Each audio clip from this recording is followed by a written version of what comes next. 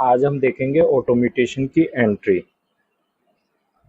तो इसमें सबसे पहले हमें क्लिक करना है प्रॉपर्टी वैल्यूएशन फॉर सिटीजन पर।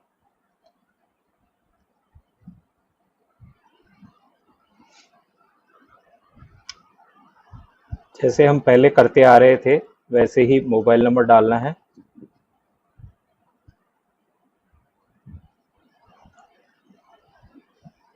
ये ओटीपी जाएगा। ओटीपी जाने के बाद ये टेस्टिंग साइट है इसलिए ओटीपी ऑटोमेटिक इसमें आ रहा है। अदरवाइज आपके मोबाइल पे एक ओटीपी आएगा, उसको आपको यहाँ पे एंटर करना है और वेरीफाई ओटीपी प्रोसेस पे क्लिक करना है। अब ऑटोमेटेशन के लिए जो प्रोसेस है उसमें एग्रीकल्चर जो लैंड होगी उसमें सेल डीड उनमें ही ऑटोमेटेशन लगेगा। इसलिए हम यहाँ पे एग्जांपल के तौर पर रूरल ले रहे हैं और इसमें यहाँ पे एक सेल डीड सेलेक्ट कर रहे हैं। कन्वेंस डीड जयपुर सारोचोमुन तहसील चौमुन। यहाँ पे एक गांव ले रहे हैं जिसमें हमें ऑटोमेटेशन की एंट्री चेक करनी है और फिल करनी है। एग्रीकल्चर लैंड है।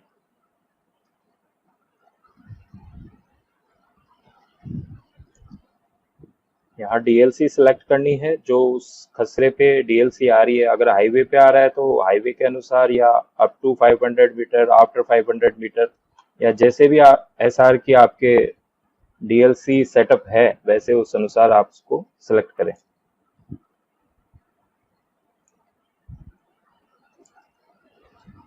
यहाँ आपके पास एक ऑप्शन है फिल खसरा नंबर। यहाँ से आपको खातेदार का नाम सेलेक्ट करना है, उसके खसरे सेलेक्ट करने हैं। तो ये ऑप्शन हमारे पास नया है। तो इसमें हम एग्जांपल के तौर पे ले लेते हैं इस गांव का एक खाता नंबर 36 जिसमें हमारे पास दो खसरे हैं 589/1 और एक 606। तो ये खाता नंबर 36 में दो खसरे हैं, तो हमने ये सेलेक्ट किए हैं और सेव पे क्लिक किया है। यहाँ पे गांव का नाम, अब कितनी प्रॉपर्टी उसमें ट्रांसफर हो रही है सेल डीड के माध्यम से, तो वो यहाँ पे प्रॉपर्टी एरिया में डालना है। तो हम सपोज करते हैं 1 हेक्टेयर जमीन पूरी इसमें जा रही है, जो कि इसका कुल क्षेत्रफल है इस खाते का। नेक्स्ट पे क्लिक करना है। यहाँ पे डेट, बाकी प्रोसेस सेम है जो कि हम करते आ रहे हैं पहले से ई पंजीयन में।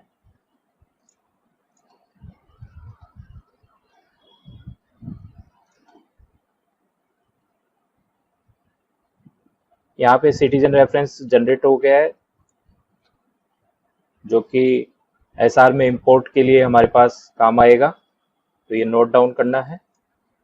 यहाँ पे फिल म्यूटेशन एंट्री डिटेल एक ऑप्शन आया जिस पे हमने क्लिक किया है। इसमें हमारे पास 3 ऑप्शन आते हैं।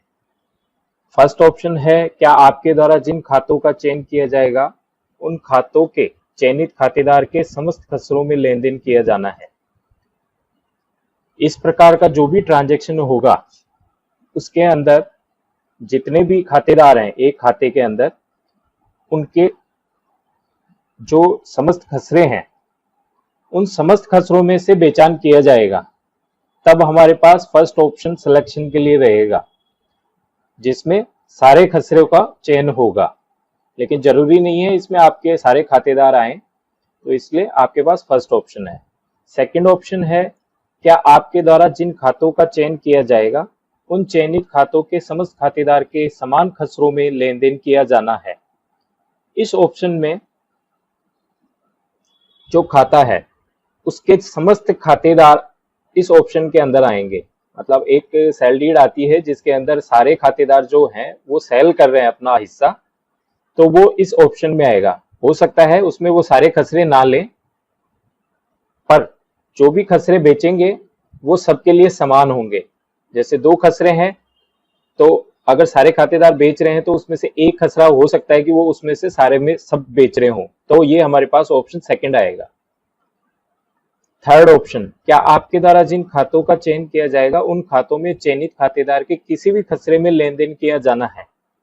ये ऑप्शन जब आता है जब खातेदार अधिक हैं या खसरे अधिक हैं लेकिन बेचने वाला कोई एक है या दो है, या सारे खसरों में से नहीं बेच रहे हैं, जो कि ज्यादातर केसेस में होता है सब रजिस्ट्रार ऑफिस के अंदर, कि भाई खातेदार सारे बेचते नहीं है अपनी जमीन, एक पर्टिकुलर एरिया बेच देते हैं, दो खातेदार आ जाते हैं या दो खसरों में से बेच रहे हैं, तो वो थर्ड ऑप्शन के अंदर आता है।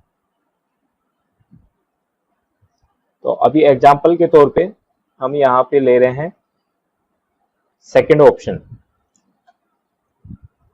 इसमें क्लिक करना है, खातेदार चुने। अब इस खाते में हमारे पास दो खातेदार हैं, तो दोनों खातेदार अपना जो समस्त हिस्सा है वो बेच रहे हैं, तो इसलिए हमने दोनों को यहाँ पे ये शो हो गए हैं। एलआरसी रिकॉर्ड से आपके पास डेटा आ रहा है ऑटोमेटिक, तो यहाँ पे नेक्स्ट पे क्लिक करना है। अब यहाँ पे दोनों खसरे आ गए, इस खाते के अंदर जो खसरे उपलब्ध हैं वो दोनों आ गए हैं, और अगर खातेदार दोनों में बेच रहे हैं, इसलिए हमने इसको सेलेक्ट किया है कि दोनों खातेदार अपना समस्त हिस्सा बेच रहे हैं, इसलिए हमने ऑप्शन सेकंड में लिया है। ये अपना संपूर्ण हिस्सा बेच रहे हैं, तो हम इसको हिस्से के अनुसार लिखेंगे 1/1 दोनों में, तो ये इसका संपूर्ण हिस्सा आ जाएगा। यहाँ पे सेव पे क्लिक करना है, डेटा सेव सक्सेसफुली का एक मैसेज पॉपअप होगा, उसको ओके करना है।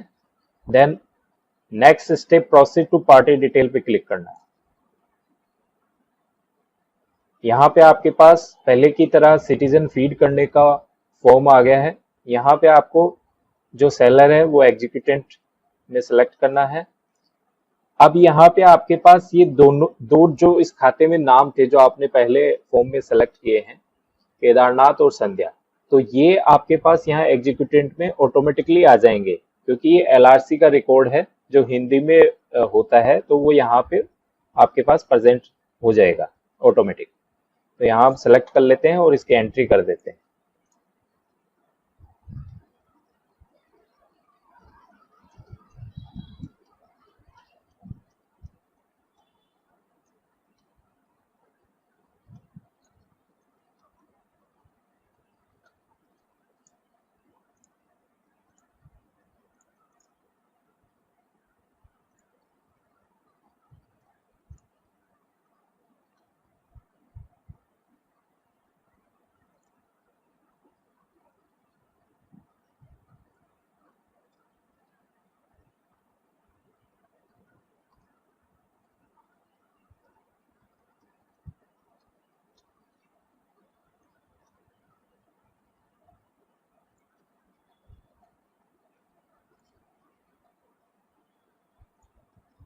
और देन सेव पे क्लिक किया है हमने, चूंकि हमने यहाँ पे पेन नंबर डाल दिया था इसलिए इसको क्लिक नहीं करना था।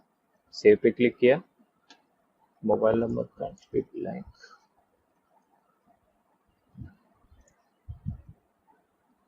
ये हमारी एक सेलर की एंट्री सेव हो गई है। दूसरा सेलर एंटर करने के लिए एड पार्टी एंड विटनेस पे क्लिक करना है। Again same process, executant, second seller, same entry.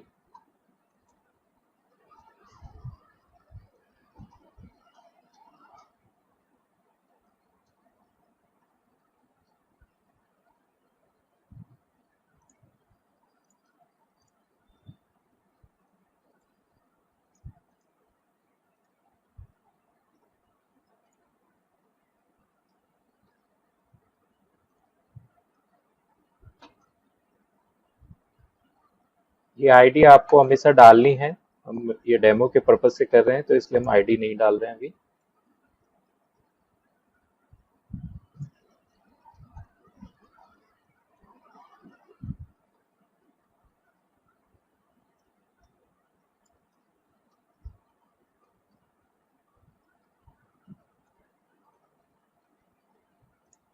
Save पे क्लिक किया, second party second seller sell add हो गया है। अब हमें क्लेमेंट ऐड करना है, तो ऐड पार्टी विटनेस पे अगेन सेलेक्ट क्लेमेंट, यहाँ पे स्टाम्प परचेज है। अब जो भी बायर है उसका नाम रामलाल डाल देते हैं।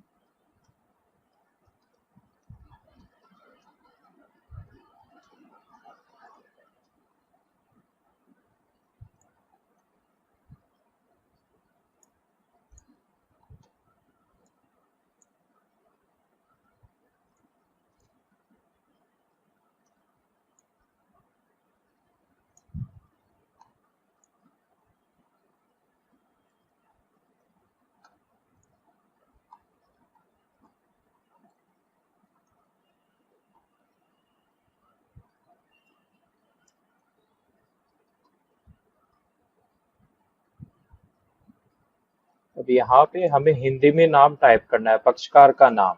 इसके लिए आप गूगल IME टूल की हेल्प ले सकते हैं।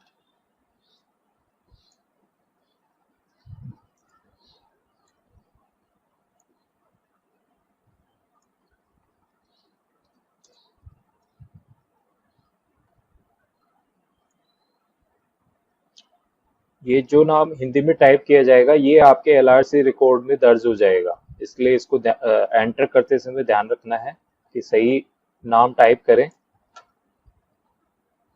और सेव पे क्लिक करना है। ये हमारा क्लेमेंट भी आ गया है। एक विटनेस की एंट्री करनी है जो पहले की तरह ही है।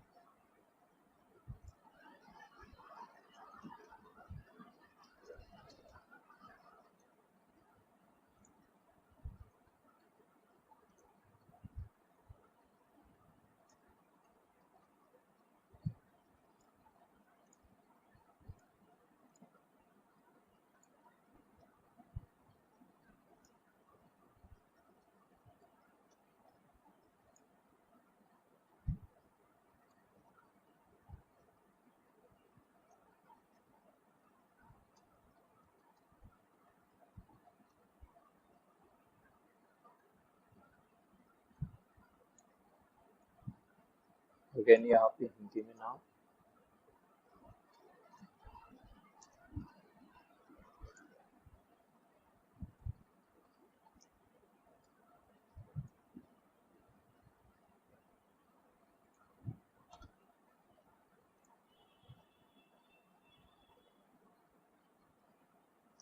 विटनेस आपके दो हो सकते हैं तो दोनों की एंट्री कर लीजिएगा। नेक्स्ट इसमें हम क्लिक करेंगे नेक्स्ट स्टेप पेमेंट।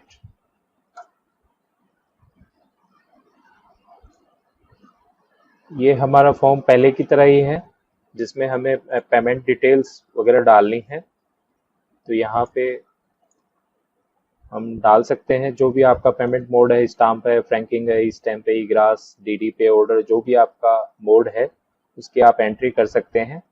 तो हम यहाँ पे जैसे DD कर रहे हैं एक,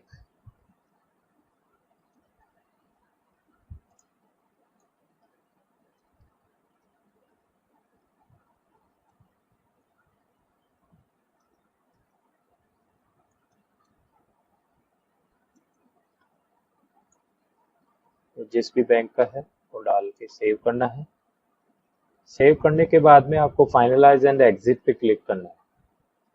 फाइनलाइज एग्जिट पे क्लिक करने के बाद में आपके पास जो टोकन नंबर है वो टोकन नंबर आपको सब रजिस्ट्रार ऑफिस में आपके दस्तावेज के साथ पेश करना है, जो कि वहां पे इंपोर्ट किया जाएगा। और दस्तावेज के अकॉर्डिंग अगर आपने फीडिंग की है तो उसकी जांच कर उसको एज इट इज इंपोर्ट कर लिया जाएगा, अदरवाइज उसको दस्तावेज के अनुसार उसकी वैल्यूएशन की जाएगी और वहां पे आपके अकॉर्डिंगली स्टाम्प ड्यूटी जमा करके आपको डॉक्यूमेंट रजिस्टर करके लौटा दिया जाएगा।